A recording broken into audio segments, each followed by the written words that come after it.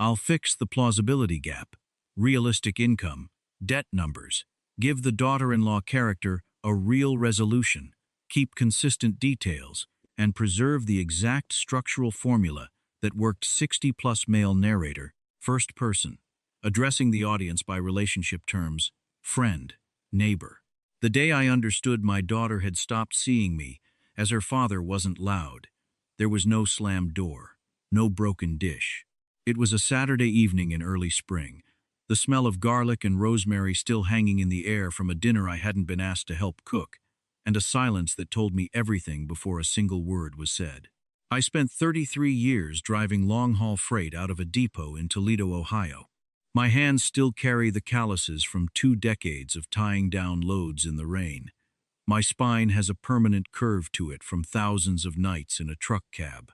I never made a fortune, but I was careful, I was consistent, and I never once missed a payment on anything in my life. Welcome back to the channel, friend. If you've ever poured your whole life into someone only to be looked at like you were nothing, do me a favor and hit that subscribe button, drop a like, and tell me in the comments what town you're watching from tonight. It genuinely means something to me to know who's out there listening.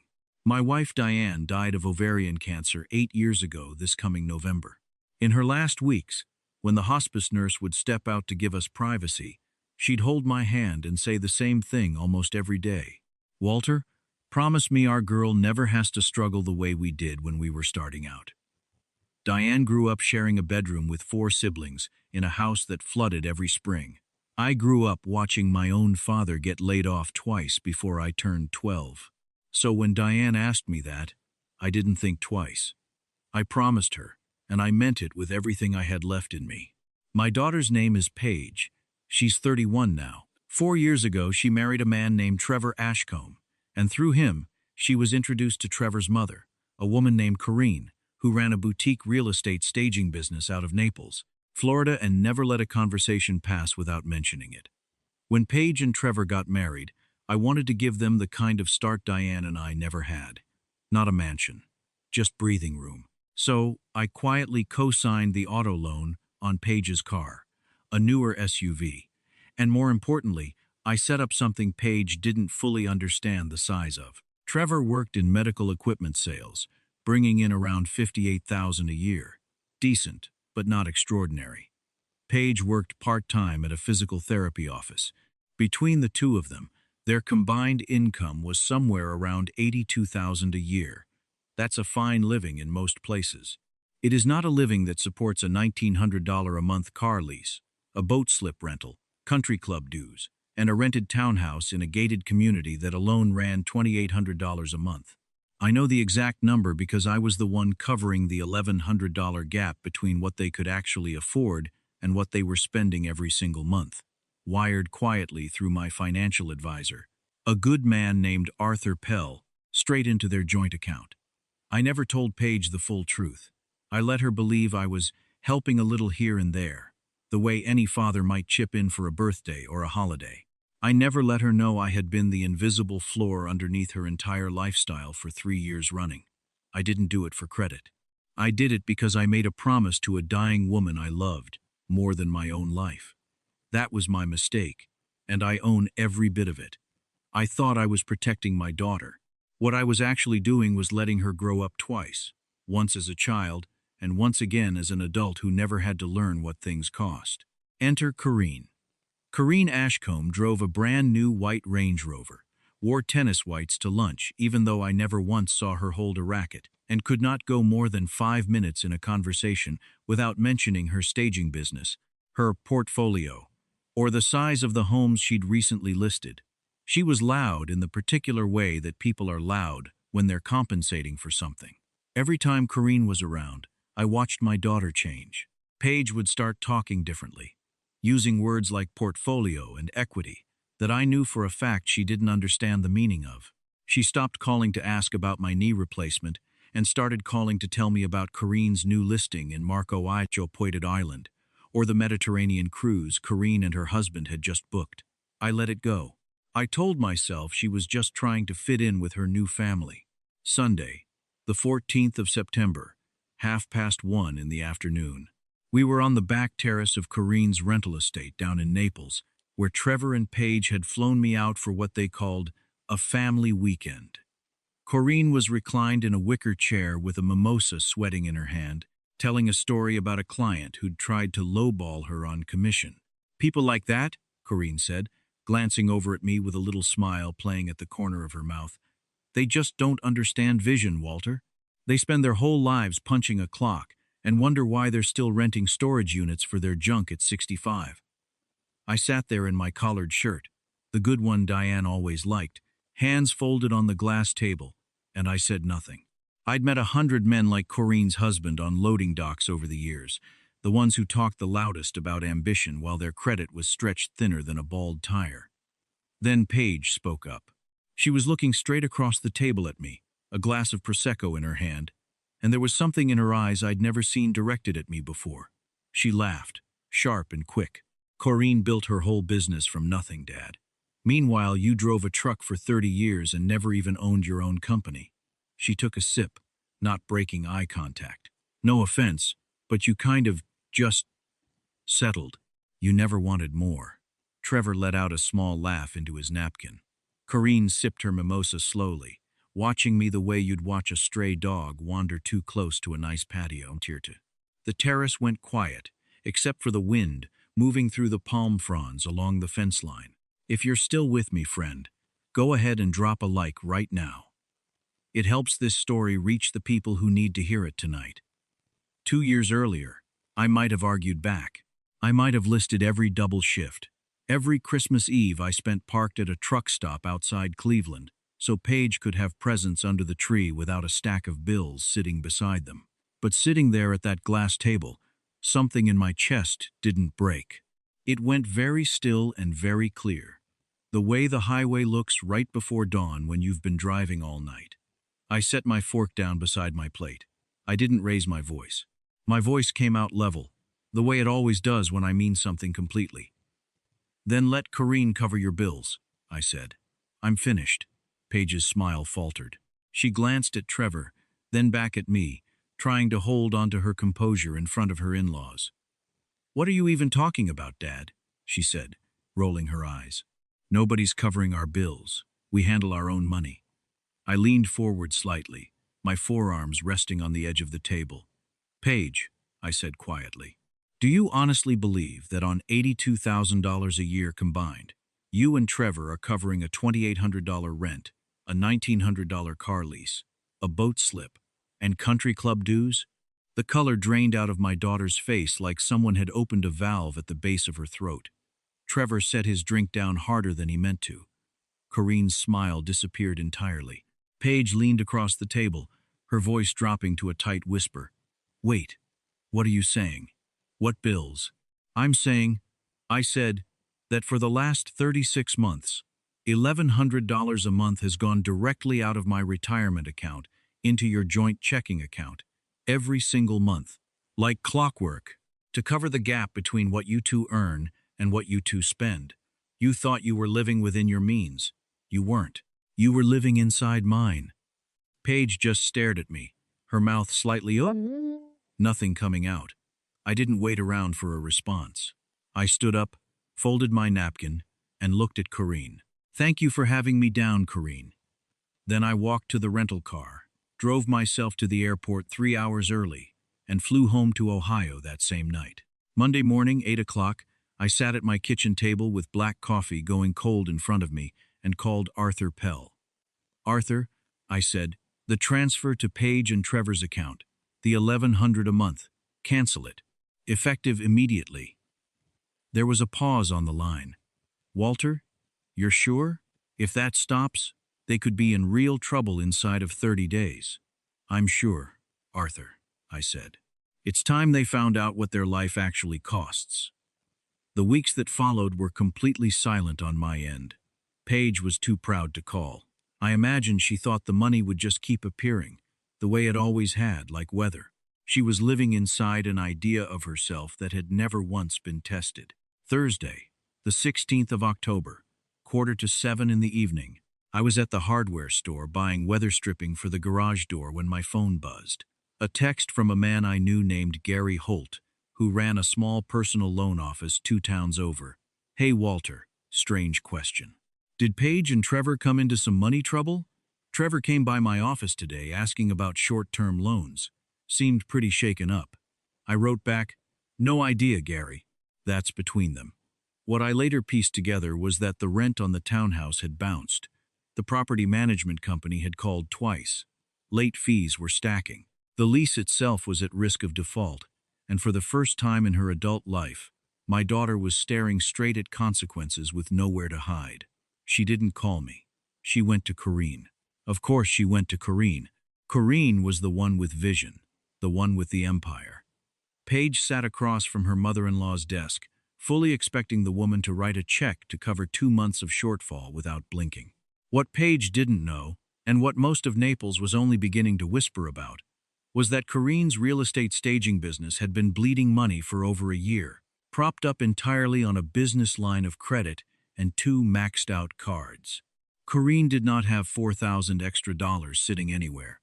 When Paige asked for help, Corrine didn't soften the blow. I heard about it later from Trevor's Aunt Dolores. Corrine looked my daughter dead in the eye and said, I don't bail out sinking boats, sweetheart. If you two can't cover your own lease, maybe you overreached. Don't bring this to my office again. The truth hit Paige like a windshield meeting gravel at 70 miles an hour. The woman she'd used to make her own father feel small didn't care one bit whether Paige ended up on the street. Tuesday, the 4th of November, 7:15 at night. First frost of the season was already silvering the grass. I was in my recliner with a book and the television off when headlights swept across the front window. A car door shut hard. A minute later, the doorbell rang twice, followed by fast knocking. I didn't hurry. I set the book down, walked to the door, and opened it. Paige stood on the porch in a thin cardigan, no coat, her arms wrapped around herself, her breath fogging in the cold. Her eyes were red and swollen. Dad, she said, her voice cracking on the single word. Dad, we got a notice. The management company is starting eviction proceedings. We have 5 days to pay, or we're out. It's $3,800, Dad. We don't have it. I held the storm door open for her. Come in, Paige. You're freezing. She stepped into the entryway, shaking, and for a moment, she looked exactly like she had at 7 years old, standing in that same hallway after a bad dream. I called Corrine, Paige said, the words tumbling out fast and broken. She wouldn't even talk to me for more than 2 minutes. She told me it wasn't her problem. I don't understand, Dad. Trevor's not sleeping. I'm not sleeping. We're going to lose everything. She looked at me with an expression I recognized, the same desperate hope I used to see in her face right before Christmas morning. You have to turn it back on, Dad. Please. Just get us current again, and I promise, I swear, we'll figure the rest out ourselves. If you're waiting to see how I handled this one, go ahead and hit that subscribe button now, neighbor. Every week on this channel, we talk about the hard lessons that love sometimes requires. I didn't raise my voice. I walked to the kitchen table, sat down across from my daughter, and folded my hands. Paige, I said quietly, do you remember what you said to me on Corrine's terrace 6 weeks ago? She flinched like I'd touched a burn. Dad, please. I wasn't thinking. I was just trying to impress Corrine. No, I said. You meant it. You looked at a man who spent 33 years on the road so you'd never once go without, and you called him someone who settled. You told me Corrine built something out of nothing while I just drove a truck. I was wrong, Paige said, tears finally spilling over. I know I was wrong. Corrine's a fraud, Dad. Her whole business is fake. She doesn't care about anybody but herself. I know exactly what Corrine is, I said. I've spent my whole life around men and women just like her. But that's not really the point, honey. The point is you looked at real sacrifice, real work, real quiet love, and you decided it wasn't worth respecting because it didn't come with a Range Rover attached to it. Please, Dad, she said, stepping toward me, hands out. Just help us one more time. Don't let us lose the townhouse. I looked at my daughter, really looked at her, and I understood that if I wrote a check right then, she would learn absolutely nothing. She'd go right back to measuring her own worth by somebody else's boat slip. I'm not writing a check, Paige, I said. Her face went white. What? I'm not covering the rent. Not the missed payment, not next month, none of it. You're going to let us get evicted? She said, panic sliding into anger. You have the money, Dad. It's sitting right there in your account. That money was earned one shift at a time, I said, my voice staying level. I gave you 3 years of a soft landing so you two could build your own foundation under yourselves. Instead, you spent it pretending to be people you're not and looking down on the man who made it possible. I got up, found a notepad and pen in the kitchen drawer, and set them on the table between us. Here's what happens now, I said. Tomorrow morning, you and Trevor are going to call that management company and tell them you're breaking the lease and moving out before this becomes an eviction on your record. You're going to find a 1-bedroom apartment that the two of you can actually afford on your own, combined income, no help from me, no help from Corrine. Break the lease? Trevor's going to lose his mind, Paige said. And what if this ends things between him and me? If Trevor can't handle living inside your actual means, I said, then you two have bigger problems than rent. But if you can do this together, you'll be building something real for the first time in your marriage. Paige sat there in my kitchen, breathing hard, staring at the notepad, then at me. Whatever she'd been holding on to for years finally gave way under its own weight. I don't have the deposit for a new place, she whispered. Her voice cracked all the way through. I don't even have enough for a moving truck. I looked at her for a long moment. I won't pay your lease, I said quietly, because that would just be financing another lie. But I will cover the security deposit on a decent 1-bedroom, and I will drive down myself with my truck to help you two move. I held her gaze. That's what a father does, Paige. He doesn't fund an illusion. He shows up when the illusion finally falls down. Paige put her face in her hands and cried. Not the sharp, angry tears from the terrace, but something quieter and more honest. The following 2 months were hard, but they were real in a way very little in Paige's life had been up to that point. The lease on the townhouse was broken with a small penalty that Trevor's own savings covered, the first time he'd ever had to dip into them for anything. By the first week of January, Paige and Trevor had moved into a modest 1-bedroom apartment across town from Corrine's neighborhood, the kind of place with a window unit, air conditioner, and a parking lot instead of a gate. Corrine did not show up on moving day.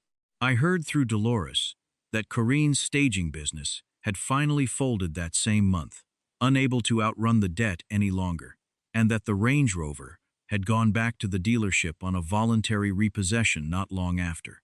On a Saturday morning in late January, I pulled my truck up outside their new building. Trevor came down first, in a plain gray hoodie, work gloves already on his hands, and behind him came Paige, her hair pulled back, wearing an old college sweatshirt I hadn't seen in years. Neither one of them said much. We spent 4 hours carrying boxes and furniture up a narrow staircase, and by the time we finished, Trevor's hands were raw, and Paige had a streak of dust across her cheek she didn't seem to notice. Once the last box was inside, the 3 of us sat on folding chairs in the mostly empty living room, the smell of fresh paint still hanging in the air. Paige handed me a glass of water from a plastic cup, the kind you get free with a pizza order. She looked down at her own hands, still a little dirty from the move. Dad, she said softly, I'm sorry for what I said at Corrine's, for all of it. I took a slow drink of the water and looked out the small window at the gray winter sky over the parking lot. You don't need to keep apologizing, sweetheart, I said. You're paying your own rent now. That's the only thing I ever actually wanted for you. She didn't say anything else. She just nodded, her eyes shining, and reached over to squeeze my hand once, the way she used to when she was small, and we'd cross a busy street together. Revenge, if you want to call it that, isn't always about tearing someone down or standing over the wreckage. Sometimes the truest form of it is simply stepping back, letting go of the rope you've been holding for someone else, and allowing reality to do the teaching you never could. It's letting a person finally see the real value of what they almost threw away. Paige doesn't bring up Corrine's business anymore. Last I heard, Corrine and her husband had put their own house on the market to cover what was left of the debt. Trevor picked up a second job on weekends without me ever asking him to, something that would have been unthinkable a year ago. Paige calls me every Sunday now, not to ask for anything, just to talk or to ask me to tell her again about the winter. I drove through a blizzard outside Buffalo with a truckload of Christmas trees and made it home 2 days late, but in one piece. If this story found something true in you tonight, if you've ever had to let someone you love hit the ground so they could finally learn to stand on their own, leave a comment and share your own story with me. Don't forget to like this video and subscribe to the channel so you don't miss the next one. Take care of yourselves out there, friend. And remember, a real life is built one honest paycheck at a time, never borrowed on somebody else's.